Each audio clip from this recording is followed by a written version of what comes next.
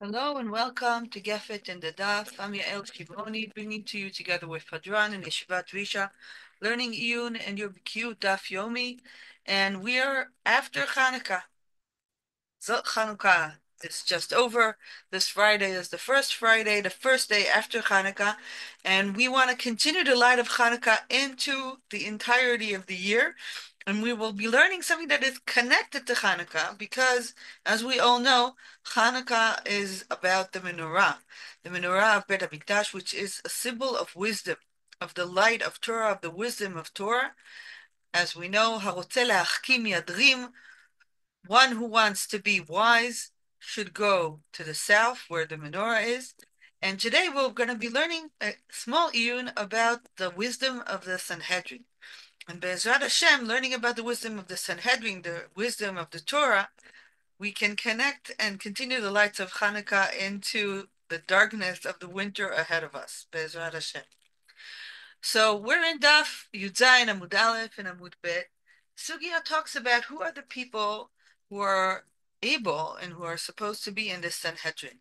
And Rabbi Yochanan says something rather surprising, that you don't only have to be wise, you also need to have other traits in order to be in the Sanhedrin. Amar Rabbi Yochanan, en moshivim b'Sanhedrin ela ba'alei koma, ובעלי חוכמה, ובעלי מראה, ובעלי זקנה, ובעלי כשפים, ויודעים ב70 לשון, שלא תהיה סנהדרין שומעת מפי המתורגמן. So we see Rabbi Yochanan has a long list. Only one of the traits that he lists here is to have wisdom, בעלי חוכמה. It's the second trait. But he adds all kinds of other things that are needed for Chachmei Sanhedrin. We won't dwell upon all these things and to understand why we need them, because we want to focus about what kind of wisdom that the Chachamim of the Sanhedrin need. And to understand that, we have to continue the sugya to what Rabbi Yehuda says in the name of Rab. Amar Rabbi Yehuda, Amar Rab, אין מושבים בסנהדרין אלא מי שיודע לטהר את השרץ מן התורה. So Rav says something which is rather surprising. A sheretz, the 8 shratzim, are animals. For example, you have a turtle there and you have a mouse there, that they're tahor when they're alive, but when they die, they're metameh, betumat maga. If they die inside of a vessel, so then they make that vessel tameh. It's a special tumah for shratzim. Other animals that die don't have tumat shratzim, they have tumat nevela, which has other rules. But shratzim have this specific tumah. And Rav says that in order to be in the Sanhedrin, you have to be able to be metaher the sheretz. Metaher the sheretz means that the Torah said that these 8 animals are tameh. But a chacham of the Sanhedrin has to be able to prove from the Torah itself that it's tahor. Very, very strange statement that Rav says. And then Rav continues and says, Amar Rav, ani adun v'tarenu. Here, I'll give you an example how you can do that. How can you take a sheretz, one of these 8 animals, and say that they're tahor? And before we'll read what Rav says, it's just important to understand that these 8 animals are not dangerous to people. They're actually animals that have skin. I think that's one of the things that are connected to them. There are 8 specific animals that were listed in the Torah, and they're not harmful. They're harmless. And Rav you need to understand that point in order to see how Rav can prove from the Torah that the sheretz that is said in the Torah that is tabeh is actually tahor.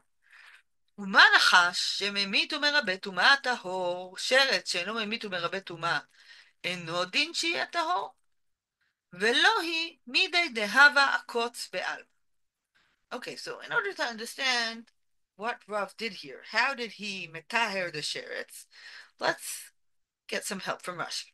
Okay, so Rashi, we'll read him carefully, he says, מה נחש שממית? אדם ובהמה, ומרבה טומאת נבלות וטומאת מת בעולם.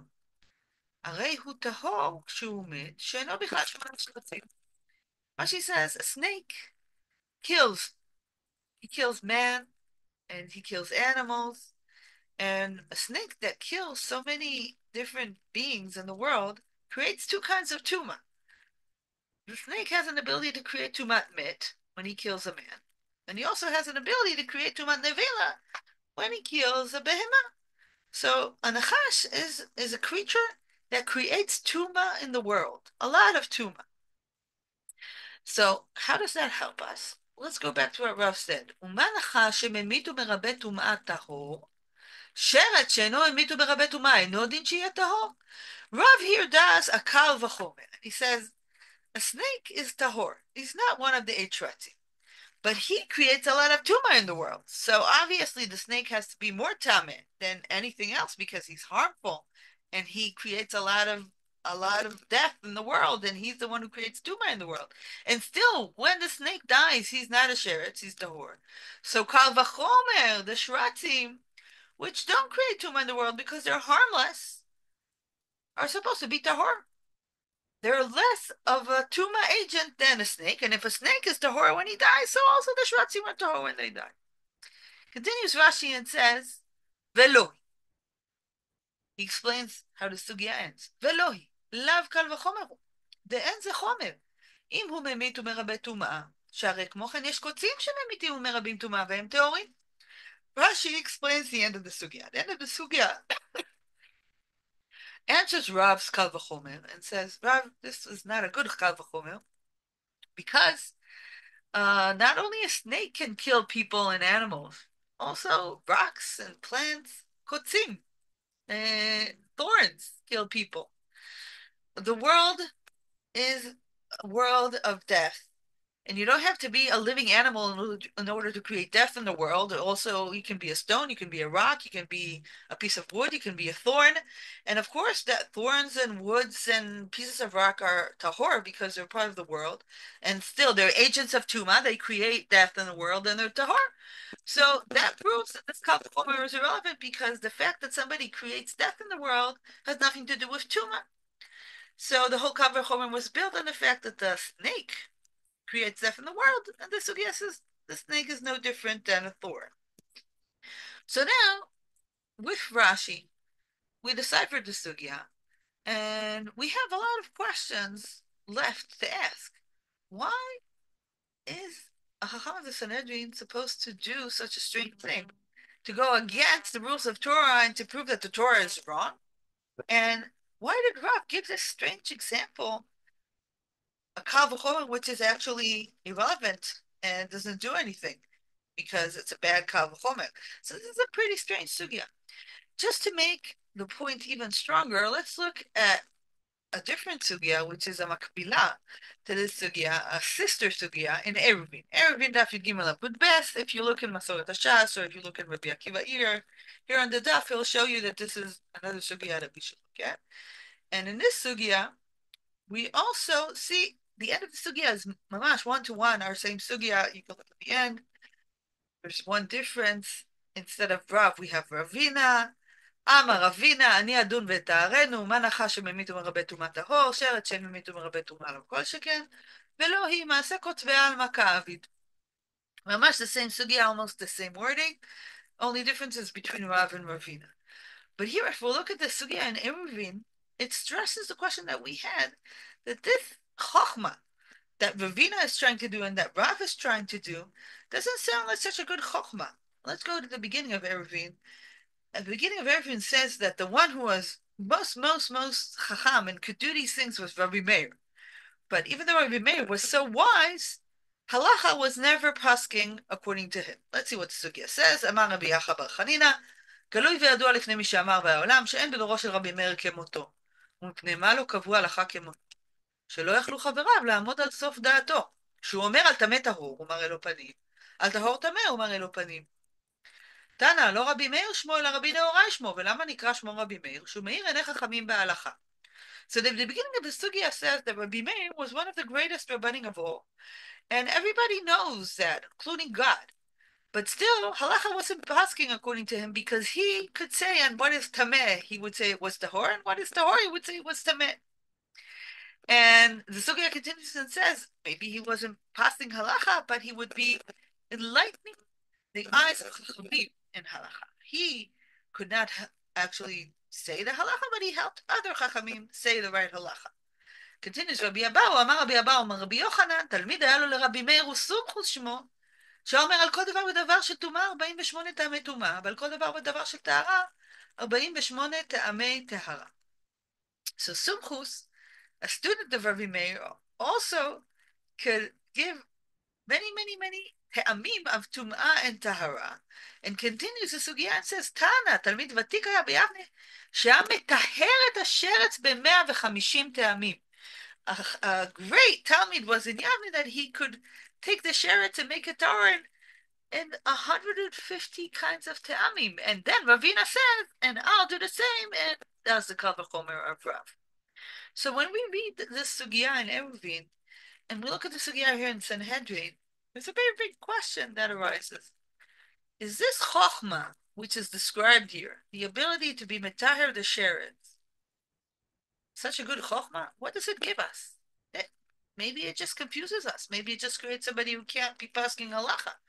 Why does Rav think that that is the kind of chokhmah that the Sanhedrin has to have? So let's just sum up some of the questions that we can ask on the sugya. I'll put up 3 questions. Okay, what is the difference between Rav and Ravina? You see, in Masechet Sanhedrin, the one who did the Kal V'chomer was Rav. In Masechet Eruvin, the one who did the Kal V'chomer was Ravina. Is that important? I didn't find an answer to this question, and we'll just leave it there. B'ezrat Hashem, if you find, I'll continue looking, and if I have something, I'll share with you. Another question. Doesn't matter if it's Rav or Ravina. Why are they giving a Kal V'chomer which is not good? When the sugya ends by saying the Kal V'chomer is bad. So why offer this Kal V'chomer in the first place? We'll touch upon a bit of an answer to this question, but you can keep that question in mind. And the last question will be the question that we'll really get into. Why is it important that the elders of the Sanhedrin would be capable of rendering a sheretz pure? Why should they be metaher the sheretz? So we'll see from the sugya and Eruvin, this is a kind of wisdom that actually makes somebody problematic halachically. So why is it so important when we are sitting in the Sanhedrin? And this will be our main question in the Gefet. So now, after we saw these 2 sugyot, we read Rashi, let's meet a famous and important question that Rabbeinu Tam asks on the sugya. So we're back in Sanhedrin Zayin, we're in Dibur Matchil, שיודע לטהר, and Rabbeinu Tam asks, וחשה לרבנו תם, תמה לנו בחריפות של הבל, לטהר שרץ שהתורה תימתו. So Rabbeinu Tam here asks a simple question. He says, I don't understand. If this is what's written in the sugya, it makes no sense. It's harifut shel hevel. It's wisdom of nothingness. Why should we be needing this? This doesn't make sense. And Rabbeinu Tam continues, and we'll continue reading the Tosafot, and he gives a very interesting answer to his own question. מפרש רבנו תם שיודע לטהר מטומאת נבלות שלא יטמא במסע בחז"ל. Rabbeinu Tam says, you read the sugya wrong. Not only you, Rashi read the sugya wrong. It doesn't say here in the sugya that Rav tried to be metaher the sheretz, that he tried to make the sheretz pure, that he won't be tameh at all. That cannot be. That would be nonsense. What does the sugya mean? That even though a sheretz is tameh, he's not tameh in all the kinds of tumot. There are different kinds of tumot. We won't get too deep into this because you need to learn more about tumah v'tahara. But let me just give you a bit of a background. There's a tumah of met, which is metame be'ohel. If you are in the same house with a dead person, you're tameh. You don't have to touch him. You don't have to move him. You're tameh just being underneath the same roof with him. That's a very special tumah. Tumat sheretz is tumat maga. If you touch the sheretz, then you're tameh. If you're holding him, if you touch him. But there's another tumat nevela, which means that even if you don't touch it, but you carry it, if you carry a big enough part of a nevela, even though you're not touching it, you're also tameh. That's tumat nevelot, bemasa bekazait. You have to carry it, and it has to be at least kazait. So Rabbeinu Tam says, one of these 8 animals, the shmona shratzim, for example, a mouse or a turtle, When they die, they're tameh if you touch them. But if you carry them, even if they'll have a kazait, you'll be tahor. They're tameh and tumat shratzim, but they're tahor and tumat nevelot. And that's what's written here in the sugya. That Hachacham and the Sanhedrin should be able to show you that even though a sheretz is tameh betumat shratzim, he is tahor betumat nevelot. So according to Rabbeinu Tam, this chokhmah of the Sanhedrin is just to know well dinei tumah v'tara. It's not a special chokhmah that has to do with I don't know, understanding people or being pasking anything. It's just to know halacha very well, to know dinei tumah v'tara as you should. You have to be a real Talmid Chacham to understand tumah v'tara well. And why does Rabbeinu Tam give this answer? Because he says, if what's written in the sugya is that you are proving that the sheretz, which is written in the Torah, to be tameh, you're proving that it's pure from your kal v'chomer, that's nonsense. Why would that be something that a person that said Sanhedrin should be able to say? So this shita of Rabbeinu Tam is not only here, it's also in Eruvin, the same thing, the same question. The same answer, ואומר רבנו תם דלעניין טומאת בבלות איירי, שלא יטמא ממנו בחזית. We won't go into all the different points here in the Tosafot because you need to understand more Tumah v'Tara here, but just remember this basic fact. The Rabbeinu Tam really read the sugya different from all the other rishonim, including Rashi that we just saw, because he thinks that's what's written here in the sugya is that a Chacham Sanhedrin has to know dinei Tumah v'Tara very well. In the Tosafot himself, if you continue reading him in Eruvin and here in Sanhedrin, you'll see that a lot of Chachamim in the Tosafot went against Rabbeinu Tam. They ask questions on Rabbeinu Tam. The questions that we find in the Tosafot are questions regarding Tumah v'Tara. And other Chachamim, for example, we in Masechet Eruvin says, I don't understand Rabbeinu Tam's limud. There's something problematic in his limud in Dinei Tumah v'Tara. Again, we will not go into these questions of other Tosafot on Rabbeinu Tam because that's Tumah v'Tara, and we'll need a different shiur for that. What I want to show you is that other rishonim had questions in other areas for Rabbeinu Tam. Forget about Tumah v'Tara right now. The sugya itself doesn't work well for Rabbeinu Tam. We can see that question in Talmidei Rabbeinu Peretz. Talmidei Rabbeinu Peretz are also students of one of Baalei Tosafot. Rabbeinu Peretz is also a Baal Tosafot, but he has his own book. And he has another question to Rabbeinu Tam, and he says, ועוד קשה, לפירוש רבנו תם, דלטהר משמע מכל הטומאות. תלמיד רבנו Peretz says, I understand Rabbeinu Tam's question, but the pshat of the sugya doesn't sound to be right with his teruth. Sugya says, letaher et sheretz, to make the sheretz pure. It sounds like we're talking about making it totally pure, not partially pure, not only pure in dinei and nevelos, and maybe Tosafot is interesting, but it doesn't work well with the pshat of the sugya. So, Talmid Rabbeinu Peretz, because of that problem, and I think also you and everybody thinks that the sugya, everybody except for Rabbeinu Tam, thinks that's what's written here in the sugya is that a Chacham the Sanhedrin should be able really to go against what's written in the Torah. And of course that creates a question. Rabbeinu Tam's question is a good question, but we have to find a different answer. An answer along the lines to explain how, even if you're going against the Torah in your wisdom, why is that something that a Chacham of the Sanhedrin really needs to have, and why is that not a charifut Shalhevet? Why is this not a nonsense of a wisdom? Okay, so inside Talmidei Rabbeinu Peretz himself, we have the first answer to this question from Rabbeinu Shimshon, again quoted by the students of Rabbeinu Peretz.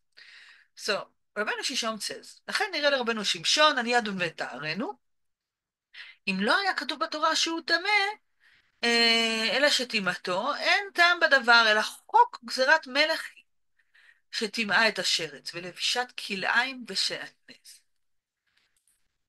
Says Rabbeinu Shimshon,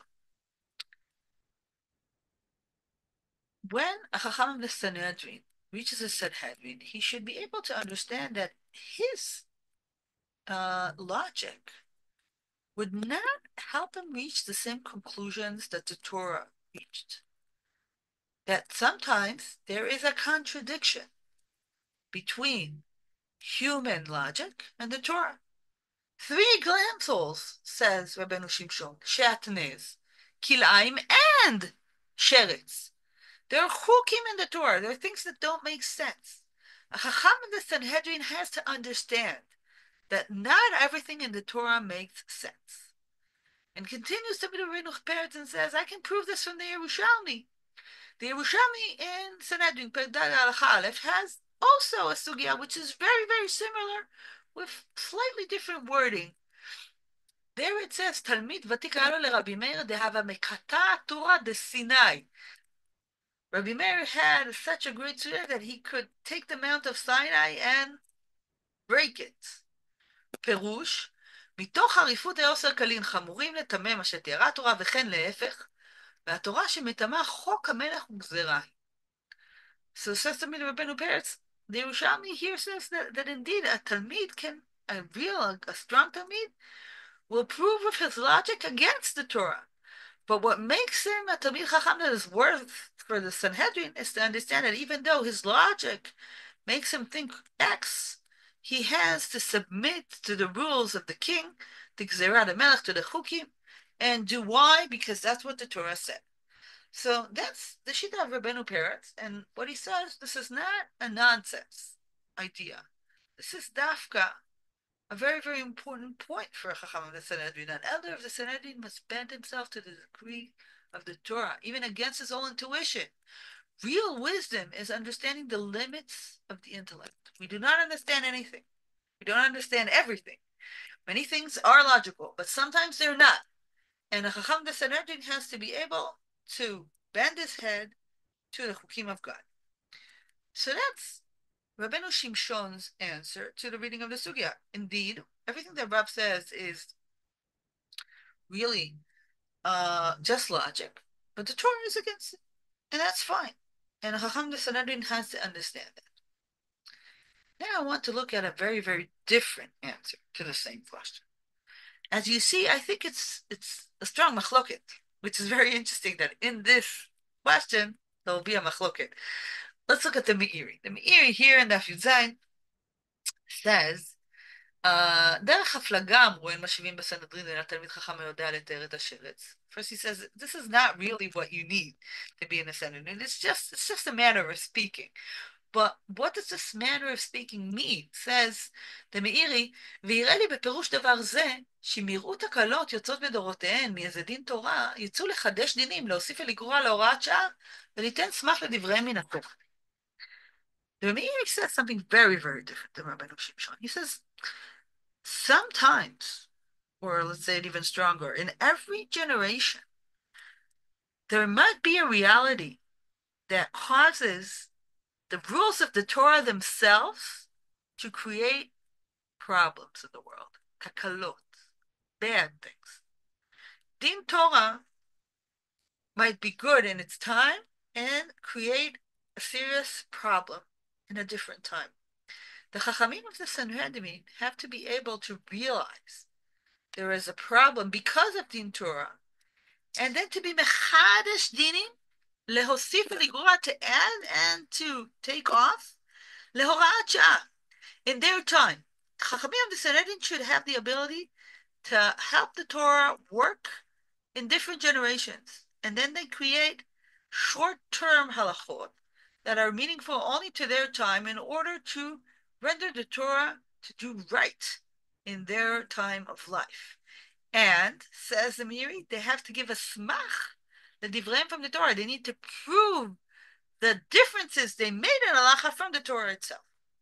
This is a very, very, very different explanation of why a Chacham of the Sanhedrin needs to go against the Torah in his mind. In the Meiri, it's something that he has to use in order to help the Torah reach goodness in different generations. And continues the Meiri and says, ובדומה לזה כתבו הגאונים בדיני התלמוד, שיש ביד רבנים או גאונים לחדש גזרות ותקנות דרך כלל או דרך פרט, להסיר איזה עניין מכוער, לפי מה שיראה בזמנו, בסמך מועט. Says the Meiri, the גאונים themselves wrote The Chachamim have the ability to do gzerot and takanot, to take away ugly things that happened in their time. And they can do it even with just a bit of a connection to the Torah, mostly their intellect and a bit of a thing from the Torah. That's a way to read the sugya that Rav said. Chacham the Sanhedrin has to have the ability to be metar the sheretz from the Torah. He should prove from the Torah itself when he changes the Torah. But continues the Meiri and says, על דבר כיוצא בזה כתבו גדולי המפרשים, לא נתן תלמוד אלא לבעלי הקבלה המומחית, או לבעלי הסברה הנכונה בשיקול הדעת הצלול לראות קוראים ומוסיפים ודורשים, אלא שפרגוד זה ננעל בפני רוב בני אדם. Says the Meiri, this wisdom, this ability to change halacha, to make it tailored to the generation, that is only for very, very, very, very great Talmidei Chachamim that have to be very strong and also very intellectual and have svara nechona and shikul dat salul, and that is something that only very few people in a generation can do. Most people, Balgot Sagur, they're behind a closed door, they cannot touch the Torah. This is only great, great Chachamim of the Sanhedrin, and therefore, says the Meiri, it's only really the Gadolador that can do this. And that's also who sits in the Sanhedrin, not the ones who sit in our usual Beit Din of three. No, they don't need the special wisdom. This is a wisdom really for the top scholars of the generation, that they should have the ability to tailor halacha to the generation so there won't be takalot and dvarim mechoarim, no ugliness and no mishaps because of the Torah. That's only the great, great, great, great people who are sitting in the Sanhedrin. So that's the answer that the Meiri gives. The elders of the Sanhedrin must be ready to invent, to meet the needs of the moment and address problems. Real wisdom is the ability to address problems in every generation. That's the Chokhmah of the Sanhedrin. So if we look at Rabbeinu Shimshon and the Meiri, it's mamash contradicting explanations to what this wisdom of the Chachamim has to be. According to Rabbeinu Shimshon, the Chacham the Sanhedrin has the ability to go against Torah, but he must understand he must continue working with the Torah even when it contradicts what he thinks. According to Meiri, the wisdom of the Chachmei of the Sanhedrin is to be able to help the Torah meet the generation that is, to use that innovation and to prove from the Torah itself against the Torah in a specific time when the need arises. So these are mamash different ways of looking at this Chokhmah of the Sanhedrin. I want to add a third direction, which starts with the Maharal, and I want to connect to the Maharal, the Maharsha, because the Maharal himself is a little hard to understand. The Maharal also, and the Maharal is much later to Rabbeinu Peretz and Rabbeinu Shimshon and the Meiri. He's in a later time. And he again quotes Rabbeinu Tam, quotes the question of Rabbeinu Tam, and says Rabbeinu Tam was wrong. Rabbeinu Tam, he said that there was a halach thing here. This is not halacha. Actually, we're talking about something that really does not work halachically. The sheretz is tamei. And still, Chacham the Sanhedrin should be able to make the sheretz pure, totally pure. And why is this not a chokhmah Shalhevet? So there's a length here in the Maharal. Those of you who want to read him in Hebrew are very, very welcome. I just want to sum him up in short. And says the Maharal that real wisdom is to understand the things truly. And here's what he says, שיש לדעת את הדברים במהותם בכל בחינותיהם, ואשר אצלו יש לו בחינות לטהרה בעצם מהותו, ככל הלימודים שלמד בזה שנים, ומצידם יש לו בחינת מה לטהרה, אף כי התורה תימתו. Says the Maharal, real truth is actually very complex. It is true that Torah said that the sheretz is tamei, but the sheretz has sides of tahara in him.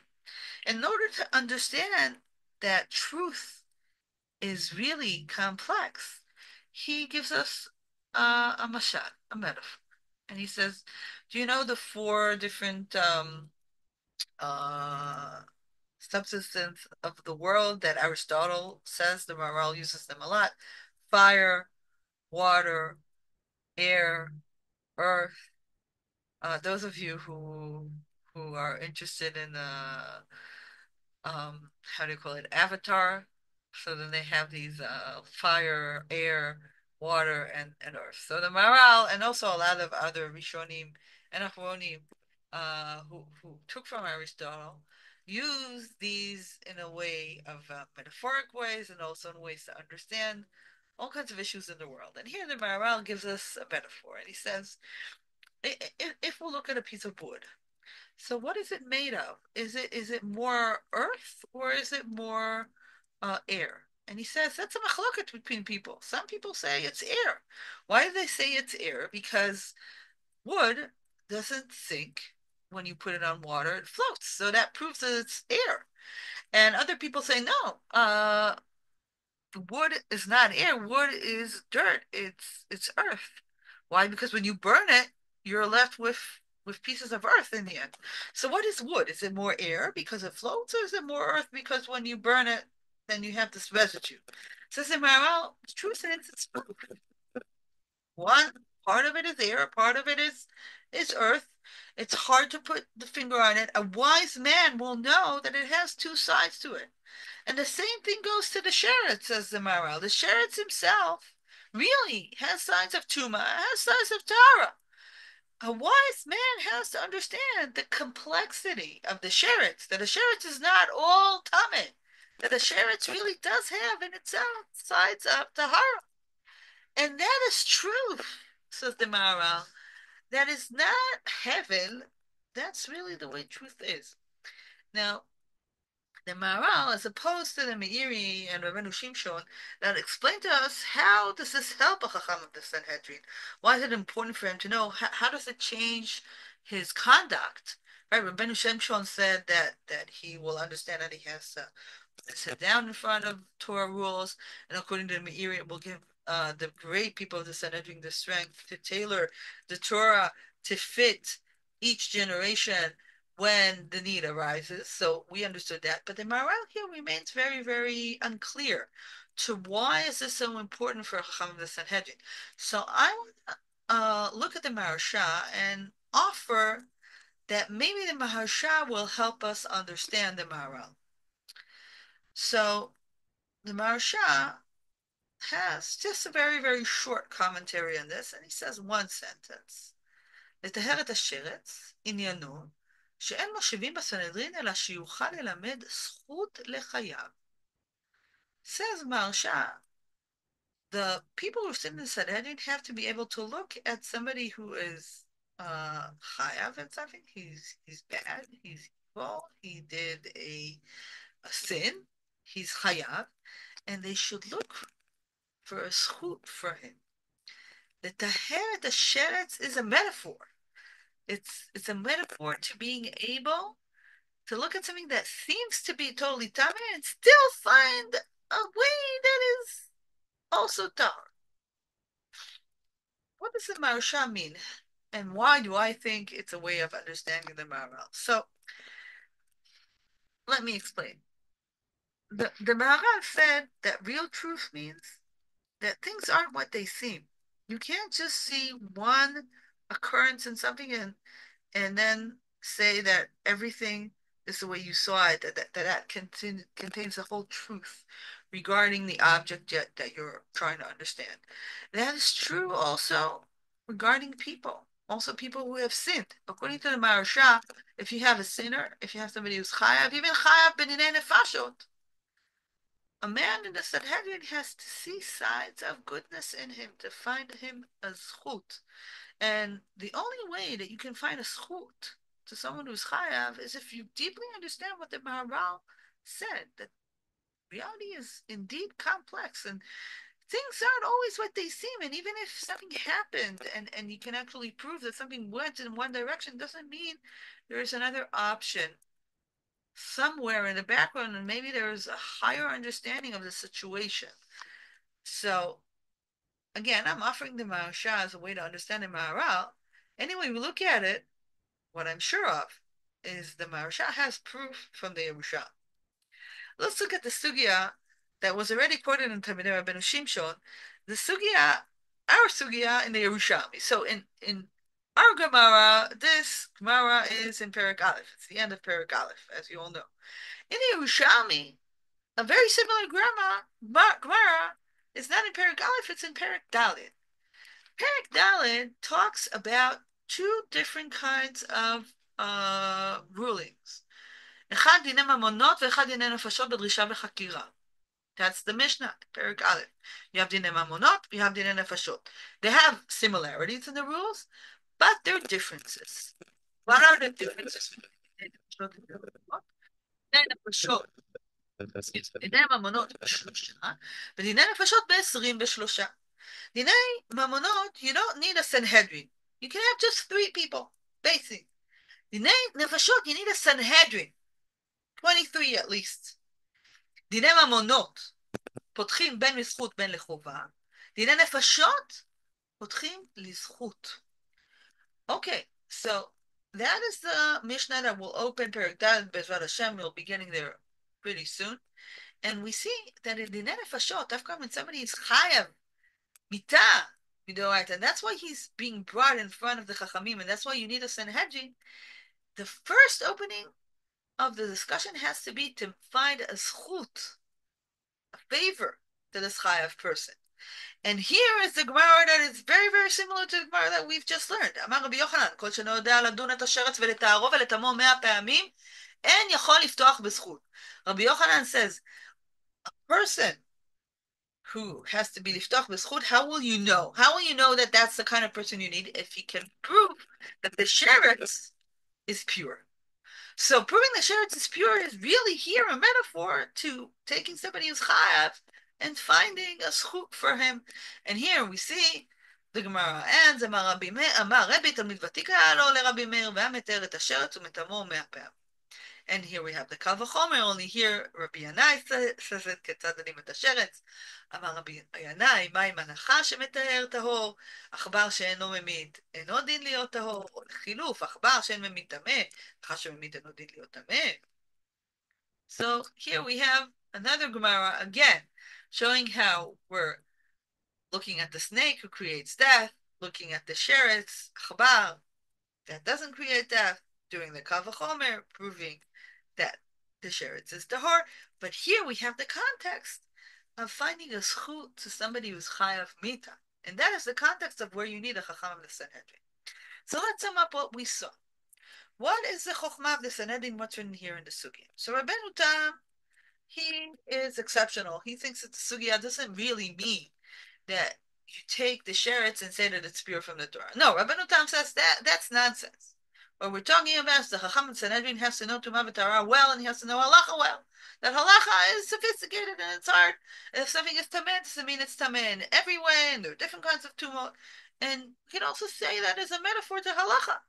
If you want to be in a Sanhedrin, you have to be a great Talmid Chacham and know very well your stuff. That's Rabbeinu Tam. But we saw that all other rishonim and acharonim read the sugya in its pshat way, that this is really what's written here, that you should be making the sheretz pure.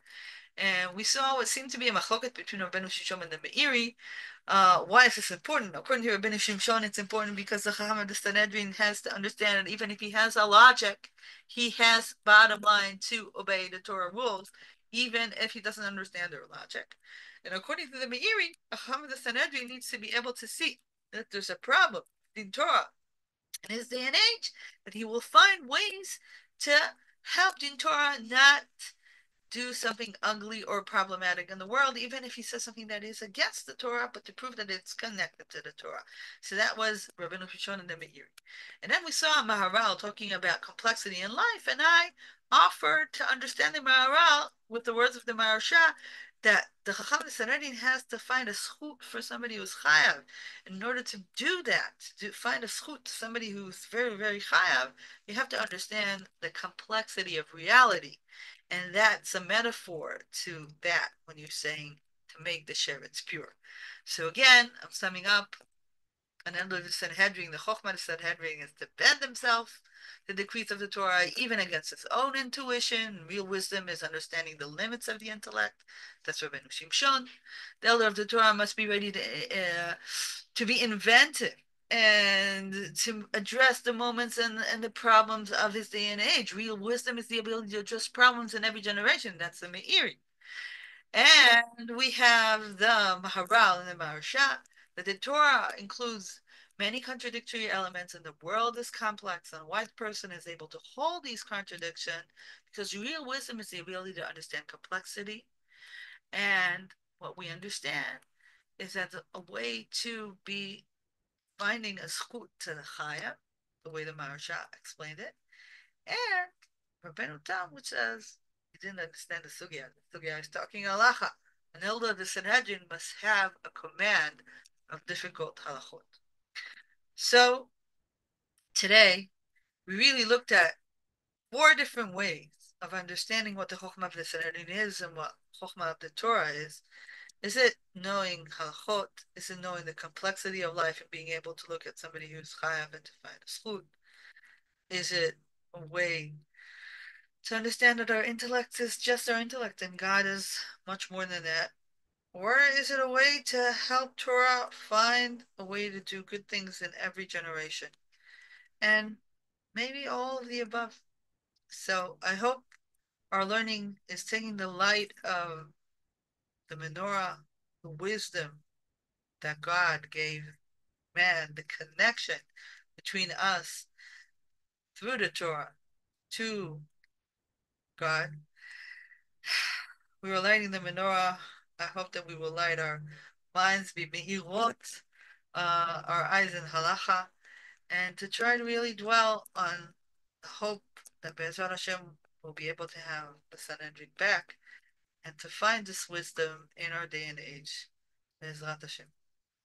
Take care. I hope you enjoy this learning of Sanhedrin, and we will meet again soon in the serious winter in Chodesh Tevet.